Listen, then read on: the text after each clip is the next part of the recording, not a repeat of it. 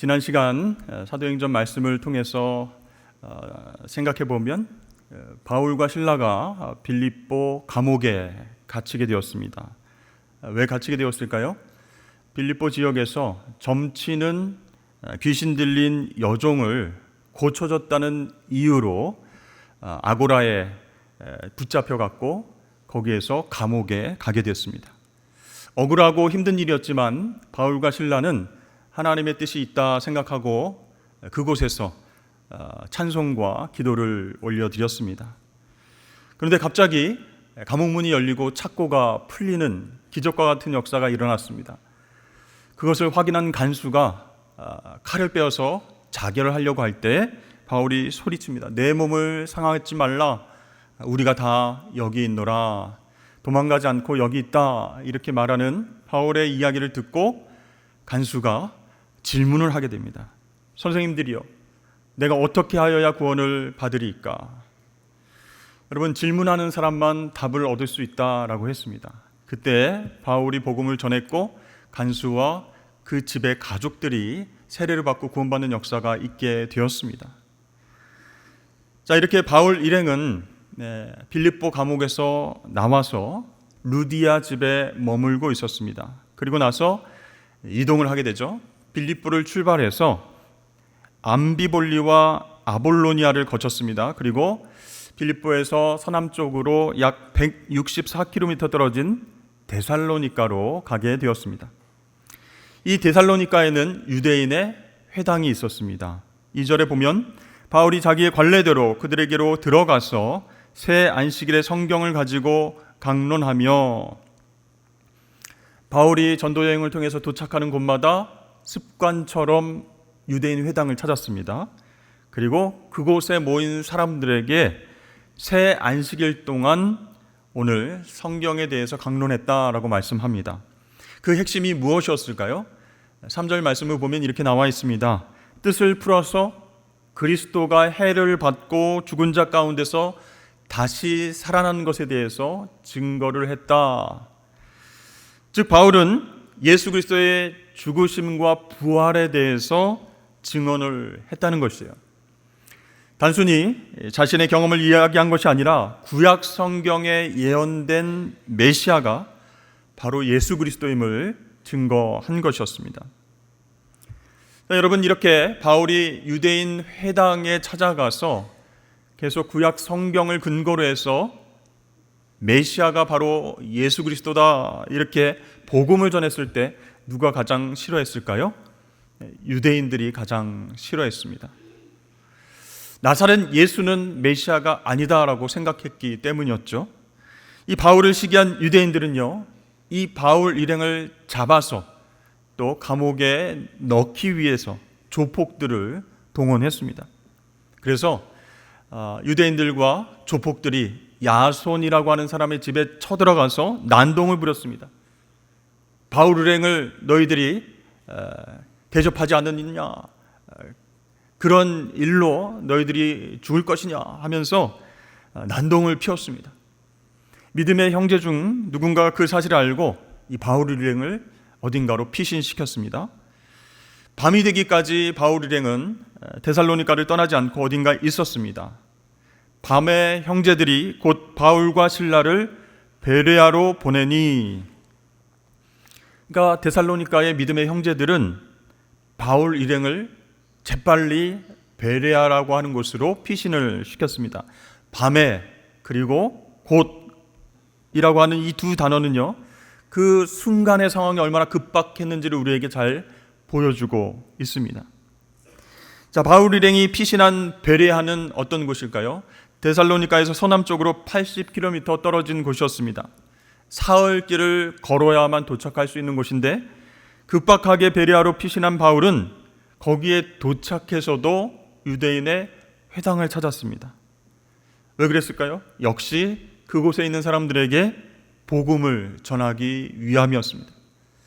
전통 유대인들이 싫어할 것을 알면서도 계속 유대인 회당을 찾아서 복음을 전하게 된 것이죠. 자, 베레아에서도 많은 사람들이 바울로부터 들은 복음, 그것을 전해 듣고 그리스도인이 되었습니다. 그렇지만 얼마 지나지 않아서 그곳에서도 소동이 일어났습니다. 13절 말씀에 보니까 데살로니가에 있는 유대인들은 바울이 하나님의 말씀을 베레아에서도 전하는 줄을 알고 거기도 가서 무리를 움직여 소동하게 하거늘. 자, 지금 피신에서 내려와 있는 베레아는요, 데살로니가에서 약 80km 떨어진 곳이었습니다. 그러니까 데살로니가에서 바울을 놓친 유대인들이 바울 일행이 지금 베레아에 있다라고 하는 소문을 듣고 그 소문을 듣자마자 베레아까지 찾아온 것입니다. 그리고 바울 찾기 위해서 베레아 사람들을 선동하고 소동을 일으켰습니다. 그 유대인들의 기세가 얼마나 험악하고 살기등등했던지 형제들이 곧 바울을 이끌어서 바다까지 가게 했다, 항구까지 인도했다라는 것이죠. 자, 이 믿음의 형제들은 항구에서 바울에게 인사하고 헤어진 것이 아니고 바울과 함께 배를 타고 아가야의 아테네까지 동행을 했습니다. 왜 그랬을까요? 자신들이 동행하지 않고서는 안심이 되지 않았기 때문이었습니다. 그 정도로 상황이 급박했기 때문이었습니다.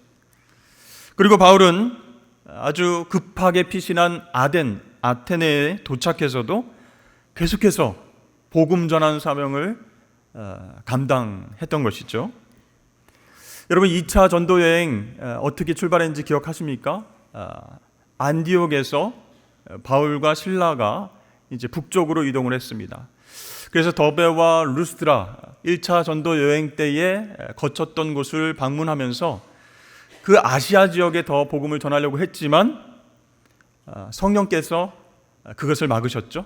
환상을 통해서 드로아에 있는 마게도냐 사람이 들어와라, 이 땅으로 들어와라, 그렇게 이제 역사를 한 거예요. 그래서 아시아에서 복음을 전하려고 했던 것을 내려놓고 유럽 땅 마게도냐로 건너가게 되었습니다.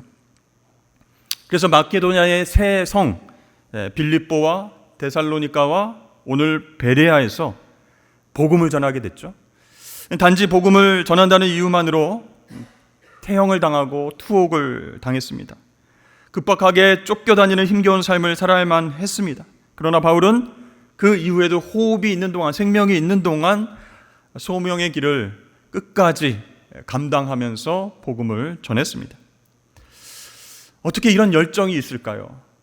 어떻게 이렇게 인내하며 포기하지 않았을까요? 바울은요, 하나님께서 주실 상을 믿었기 때문에 그렇게 끝까지 사명을 감당할 수 있었습니다. 그리고 하나님은 그런 바울에게 어떠한 핍박과 난관도 믿음으로 극복할 수 있는 힘을 주셨습니다. 그 결과 놀라운 열매들이 사방에서 맺혀지게 되었습니다. 오늘 베레아 사람들이 복음을 듣고 어떤 반응을 보였다라고 나와 있습니까? 11절 말씀해 보니까 베레아에 있는 사람들은 데살로니가에 있는 사람들보다 더 너그러워서 간절한 마음으로 말씀을 받고 이것이 그러한가 하여 날마다 성경을 상고함으로.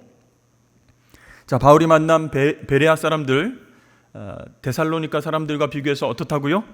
더 너그러웠다, 이렇게 표현하고 있습니다. 우리말 너그럽다라고 번역된 헬라어는요, 고결하다라는 의미로 쓰인 형용사입니다.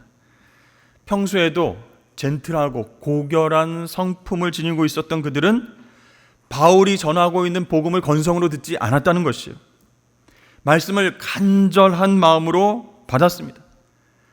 또한 거기에서 멈춘 것이 아니고 이것이 정말 그러한가 하여서 날마다 성경을 상고했다라고 나와 있습니다. 이 베레아 사람들이요, 바울의 설교를 듣고 과연 그 설교 내용이 성경 말씀에 부합한지 자신들이 직접 확인하기 위해서 날마다 성경을 찾아보고 상고했다, 그런 뜻이에요. 상고하다라고 하는 말은요, 상세하게 고찰하다, 그런 뜻입니다. 무엇을 정말로 자세히 상세하게 깊이 연구하고 생각했다, 그런 뜻입니다. 여러분, 그 당시 그들이 상고했던 성경은 어떤 성경일까요? 당시에는 신약 성경이 쓰여지지 않았기 때문에 당연히 구약 성경이었습니다. 그러니까 베레아 사람들이 바울이 전하는 예수가 인간의 죄값을 치르기 위해서 우리 대신 반드시 죽었어야 했고, 또 죽은 자 가운데서 다시 왜 살아나야만 했는지, 그 예수가 과연 구약 성경이 예언한 메시아인지 확인하기 위해서 날마다 성경을 찾아보고 상고했다라는 것입니다. 여러분, 베레아 사람들이 날마다 성경을 깊이 생각한 것은요, 단순히 지적 호기심이나 신학적인 흥미를 충족시키기 위함이 아니었습니다. 12절 말씀 보십시오. 그 중에 믿는 사람이 많고 또 헬라의 귀부인과 남자가 적지 아니하나. 그렇죠? 그들이 성경을 날마다 상고한 이유는, 깊이 생각한 이유는 바울이 전한 예수 그리스도 복음을 믿기 위함이었다라는 것이에요. 하나님 말씀과 예수 복음을 따라서 새롭게 살아보기 위함이었다라는 사실입니다. 자, 바울의 설교를 듣고 주님을 믿은 사람들 중에는 유대교로 개종한 헬라인들도 있었고 귀부인들도 있었습니다. 그런데 이 바울의 설교를 듣고 깊이 생각하고 생각할수록 그들은요, 바울이 전한 예수 그리스도를 통해서 복음의 빛을 경험할 수 있게 되었습니다. 그동안 자신이 지녀왔던 그들의 사고방식이 무너지게 되었고, 새로운 삶에 대한 소망을 예수님께 두지 않을 수 없게 되었습니다. 그렇습니다. 날마다 하나님 말씀을 깊이 생각하면서 새로운 피조물로 살아보고 싶다, 이렇게 다짐하고 노력하는 사람은요, 매일매일이 새롭게 다가온다는 거예요. 그러나 하나님 말씀을 멀리하고 하나님 뜻이 무엇인지 분별하지 못하고 살아가는 사람들은 매일매일이 눈 뜨자마자 지옥이에요. 아이고 힘들다, 아이고 지겹다, 아이고 고통스럽다, 어떻게 하면 편안하게, 어떻게 하면 부자가 되어 살까, 이런 세속적인 마음으로 눈을 뜨게 된다는 거예요. 그러나 날마다 하나님 말씀을 깊이 생각하면서 묵상한 사람은요, 아침에 눈을 뜨자마자 소망이 넘쳐 흐르는 거예요. 하나님, 오늘도 새로운 피조물로 살게 하여 주옵소서, 오늘도 새날 되게 하여 주옵소서, 이렇게 결단을 하게 된다는 것이죠. 사랑하는 성도 여러분, 하나님께서는 우리가 당신의 말씀대로 살기를 요구하십니다. 왜 그럴까요? 바로 우리 자신의 행복 때문이에요. 생각해 보세요. 우리를 창조하신 하나님께서 우리가 인생을 어떻게 행복하게 살 수 있는지를 알려주시는 것이 하나님 말씀 외에 무엇이 있겠습니까?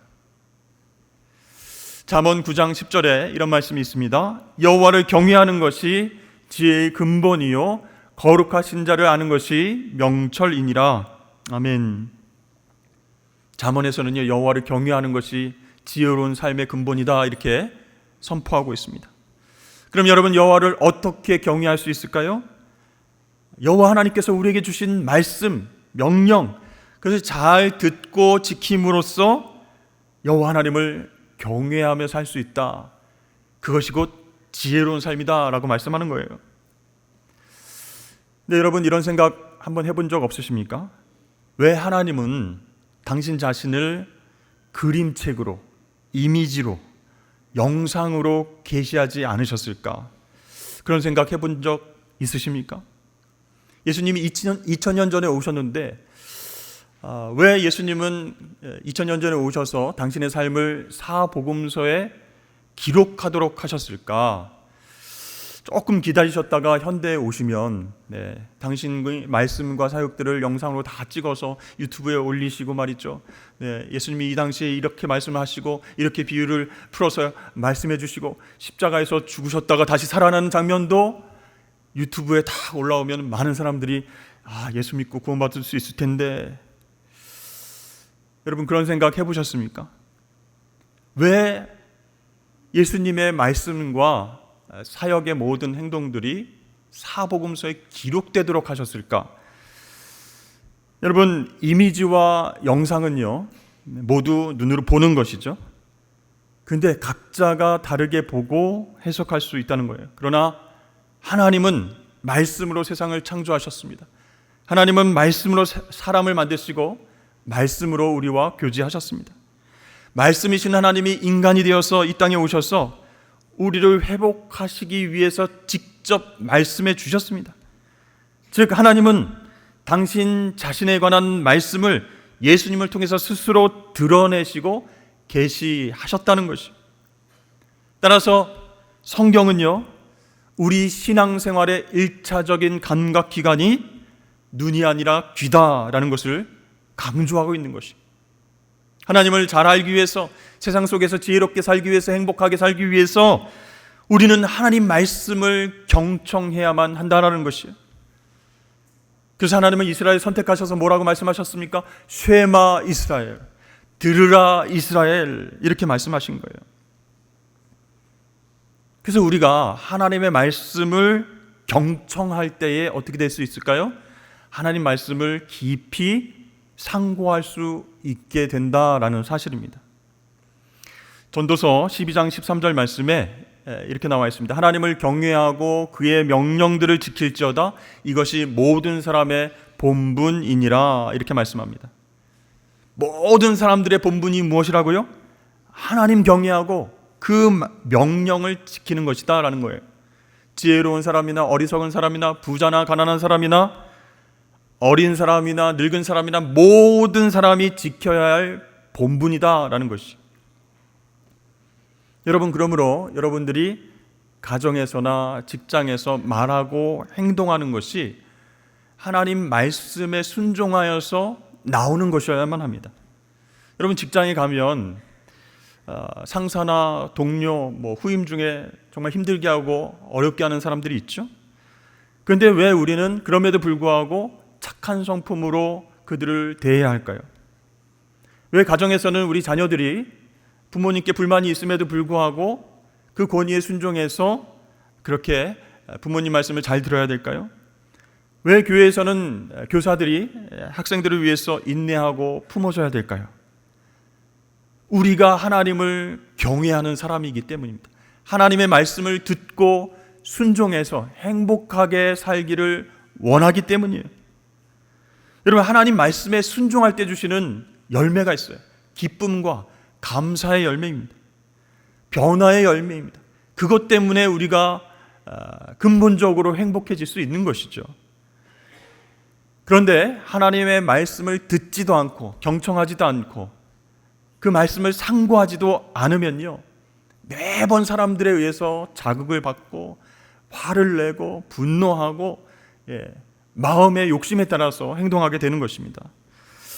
그러므로 사랑하는 성도 여러분, 하나님을 경외하고 그분의 말씀만 경청하시기를 주의 이름 축복합니다. 그러면 그 말씀이 나에게 주시는 말씀이구나, 우리 공동체에게 주시는 말씀이구나, 그것을 깨닫게 되고 가볍게 여기지 않게 됩니다. 순종하게 됩니다. 그리고 그 말씀이 무슨 뜻인가 계속해서 묵상하게 된다는 것이죠. 그것이 바로 우리가 행복한 삶, 지혜로운 삶을 살기 위한 그런 기준이 된다라는 것입니다. 이제 바울은 베레아 사람들이 그렇게 성경 말씀을 진지하게 듣고 상고하고 그렇게 예수 그리스도의 귀한 제자가 된 것을 너무 기쁘게 생각했지만 그곳에서도 일어난 소란 때문에 떠날 수밖에 없었습니다. 바울은 베레아를 떠나서 아덴, 즉 아테네로 가게 되었습니다. 15절 말씀해 보니까 바울을 인도하는 사람들이 그를 데리고 아덴까지 이르러 그에게서 실라와 디모데를 자기에게로 속히 오게 하라는 명령을 받고 떠나니라. 그러니까 베레아의 믿음의 형제들 중에 몇 명이 바울을 항구로 인도했습니다. 그리고 항구에서 바울과 함께 배를 같이 타고 아덴까지 직접 동행을 했습니다. 여러분, 베레아에서 아덴까지는 무려 320km나 되는 굉장히 먼 거리였습니다. 그곳까지 바울 일행의 안전을 위해서 동행해 주었다라는 것이죠. 여러분, 바울의 그 전도 여행의 여정을 한번 생각해 보십시오. 마게도냐 땅을 넘어서 계획에도 없던 아가야 땅으로 건너가게 되었습니다. 바울 일행이 다급하게 항구에 쫓기듯이 도착했을 때 마침 출항 직전에 배가 있었고 생각할 겨를도 없이 그 배에 탔는데 타고 보니까 로마 제국의 속주였던 아가야의 아덴으로 향하는 배였다라는 것이에요. 자, 이렇게 바울이 아가야 땅인 아덴으로 갔기 때문에 그는 아가야의 또 다른 주요 도시였던 고린도로도 갈 수 있었습니다. 그리고 바울이 고린도를 찾아갔기 때문에 그곳에서 복음을 전하고 고린도 교회가 세워졌습니다. 그 후에 그가 고린도 교회 교인들에게 보내는 편지, 고린도 전후서가 신약 성경이 될 수가 있었습니다. 그리고 바울이 고린도를 찾아갔기 때문에 로마 제국의 심장, 수도였던 로마에 대한 전도의 사명감이 싹틀 수 있었다라는 것이죠. 여러분, 2차 전도 여행도 마찬가지로 자신의 계획과 자신의 일정을 내려놓고 성령 하나님의 인도하심에 따라 모진 핍박과 박해에도 불구하고 그 과정 가운데 선을 이루시는 하나님께 순종해서 계속해서 하나님의 뜻을 이루어가고 있습니다. 여러분, 바울이 악을 행하거나 불의한 행동을 해서 박해당하고 모함당하고 고난 겪은 것이 아니죠. 오히려 그 반대였습니다. 네. 오직 주님께 자신의 삶을 완전히 맡겼기 때문에 그렇게 핍박과 고난을 받게 되었습니다. 그러나 바울은 단 한 번도 주님, 당신께 내 삶을 완전히 맡겨드린 결과가 겨우 이것입니까? 이렇게 주님을 원망하지 않았다는 사실이요. 여러분, 어떻게 그것이 가능할까요? 바울은요, 생각하는 그리스도인이었기 때문이었습니다. 말씀과 기도를 통해서 하나님의 뜻을 상고하는 사람이었기 때문이었습니다. 바울은요, 1차 전도여행을 마무리했고 2차 전도여행을 떠나면서 그 과정 가운데에서 깨달은 것이 있었습니다. 주님께서 당신이 구원하시려고 하는 당신의 백성을 정확하게 한 채의 오차도 없이 그 땅 가운데서 구원을 이루고 계시다라는 사실을 깨달았던 것이에요. 그래서 바울은요, 모진 박해와 어처구니 없는 모함과 뼈를 깎는 고난 속에서도 하나님의 뜻이 있다, 그렇게 말씀과 기도를 통해 상고하면서 항상 기뻐하고 범사에 감사함으로 사명을 감당할 수 있었던 것이죠. 그렇습니다. 여러분, 아무리 우리가 하나님 믿는다고 해도, 또 예수 그리스도 제자 훈련을 다 마쳤다고 할지라도 우리가 평소에 생각하는 그리스도인, 말씀을 묵상하고 상고하는 그리스도인으로 살지 않으면 어떻게 될까요? 잘 되겠죠? 네. 근데 여러분, 우리의 열심이 크면 클수록 도리어 우리의 영성을 해치게 되고 하나님의 영광을 가릴 가능성이 크게 된다는 것이죠. 하나님의 뜻이 무엇인가? 이 어려운 상황 가운데서 하나님 기뻐하시는 계획이 무엇인가? 말씀을 매일매일 상고하지 않으면 그 뜻을 분별하기 어려워요. 그러니까 자신의 열심으로 모든 것을 해결하려고 합니다. 그러다 보면 많은 사람들과 부딪히게 되고 하나님의 영광을 가리게 된다라는 것이죠. 오늘 데살로니가 유대인들처럼 우리도 누군가를 해치고 위험에 빠뜨리는 악한 도구로 살아갈 수도 있다는 것이에요. 다 같이 하나님을 믿는 사람들인데, 예배를 드리는 사람임에도 불구하고 매일매일 하나님의 말씀을 상고하지 않으면, 생각하는 그리스도인을 살지 않으면 그렇게 될 수 있다는 것이에요. 여러분, 축구선수 한 명이 아무리 기술이 좋고 골을 넣는 능력이 있다 할지라도 감독의 전술을 이해하지 못하면 매 경기에 출전하기가 어렵습니다. 왜냐하면 감독이 전술을 이야기했는데 그것을 이해하거나 받아들이지 않고 자기 마음대로 하는 거예요. 자기가 골을 넣고 싶은 욕심 때문에 패스도 안 하는 거예요. 여러분, 감독은 어떤 사람입니까? 경기 전체를 바라보면서 전술 짜는 사람이에요. 그런데 한 선수가 자신의 능력을 과신해서 혼자 골을 넣기 위해서 패스도 안 하고 다른 선수들과 호흡을 맞추지 않으면 오히려 팀워크를 깨트릴 수 있습니다. 오히려 그 팀이 질 수 있다는 얘기예요.